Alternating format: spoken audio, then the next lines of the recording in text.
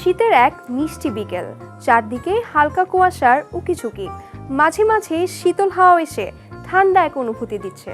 ঠিক এমন সময় রাতের আকাশেই দেখা গেল এক চিলতে রোদ।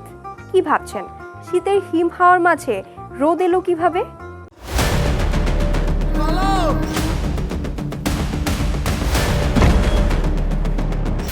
মেজবাউর রহমান সুমন নির্মিত হাওয়া সিনেমার কথা নিশ্চয়ই মনে আছে।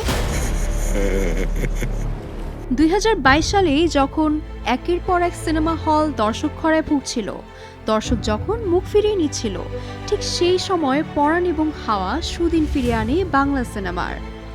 সাদা সাদা কালা কালা গানে মুখর হয়ে উঠেছিল সিনেপ্রেমী মানুষের মন।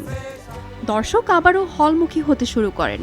তুমুল জনপ্রিয় চলচ্চিত্র হাওয়ার সেই সাফল্যের পর নির্মাতা মেজবাউর রহমান সুমন ফিরেছেন তার দ্বিতীয় পূর্ণদৈর্ঘ্য চলচ্চিত্র রোদ নিয়ে।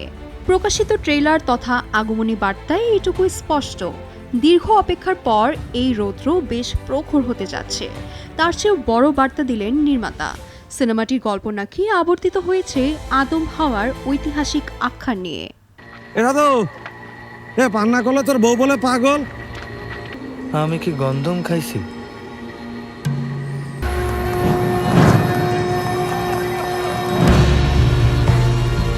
এই সিনেমাটিতে বিভিন্ন চরিত্রে অভিনয় করেছেন মোস্তাফিজুর রহমান ইমরান, নাজিফা তুলসী, গাজী রাকায়েত, আহসাবুল ইয়ামিন রিয়াজ সহ আরও অনেকে। সিনেমাটি নিয়ে কলাকুশলীরা বলেন, রোদের কথা বলতে হলে আসলে হাওয়ার কথা বলতে হয়। আপনারা জানেন যে আপনাদের জন্য আমাদের জন্য হাওয়াটা অনেক দূরে চলে গিয়েছিল। পৃথিবীর 22টা দেশে আমরা হাওয়া দেখাতে পারছি। সো এটা ছিল আমাদের জন্য একটা ইন্সপিরেশন যে রোদতে আমরা বেশি কষ্ট করব, আরও বেশি দূরে ছড়া যাব। হাওয়াতে আমরা করছি জলের কষ্ট, এখানে করছি মাটির কষ্ট। সো লোকেশনে দেখলে বুঝতে পারবেন যে আমরা কি বলতে চাচ্ছি। রোদের তাপ তো পাওয়া যাচ্ছে নাকি? জোরে একবার সবাই বলেন রোদ। Thank you. ছবিটার পেছনে প্রচণ্ড পরিকল্পনা, প্রচণ্ড পরিশ্রম, এটা ঝলক আমরা দেখেছি। আমি এটুকু বিশ্বাস নিয়ে বলতে পারি যে আমাদের চলচ্চিত্র এরকম মেজবাউর রহমান সুমন সহ আরও যারা নতুন নির্মাতা আসছেন তাদের হাত ধরে একদিন বিশ্ব জয় করবে।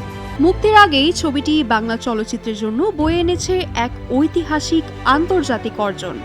ট্রেইলার মুক্তির এই আয়োজনে আনন্দের বাড়তি মাত্রা যোগ করেছে ছবিটির আন্তর্জাতিক স্বীকৃতি। আমরা জানি যে এর আগে বাংলাদেশ থেকে অনেক ছবি আসলে রটারডাম ফেস্টিভ্যালে গিয়েছে, short film, feature film. But এই প্রথম কোনো full length feature film tiger competition বা মূল প্রতিযোগিতা বিভাগে নির্বাচিত হলো। এছাড়াও বাংলাদেশ থেকে এবছর আরও দুটো ছবি রটারডাম ফেস্টিভ্যালে নির্বাচিত হয়েছে, দেলুকি এবং মাস্টার। সো এই বছর রটারডাম ফেস্টিভ্যালটা আমাদের সিনেমার জন্য অত্যন্ত গুরুত্বপূর্ণ একটি বছর। রোদ অসাধারণ একটি নতুন মাত্রা যোগ করতে যাচ্ছে আমাদের চলচ্চিত্রে। রোদ সিনেমাটি অন্যতম মর্যাদাপূর্ণ চলচ্চিত্র উৎসব ইন্টারন্যাশনাল ফিল্ম ফেস্টিভ্যাল রটারডামের 55তম আসরে মূল প্রতিযোগিতা বিভাগে টাইগার কম্পিটিশনে অফিসিয়ালি নির্বাচিত হয়েছে। বাংলাদেশের কোনো পূর্ণদৈর্ঘ্য চলচ্চিত্রের জন্য এই বিভাগে নির্বাচিত হওয়া এটি প্রথম ঘটনা, যা বাংলা সিনেমার আন্তর্জাতিক যাত্রায় নিঃসন্দেহে একটি গুরুত্বপূর্ণ মাইলফলক।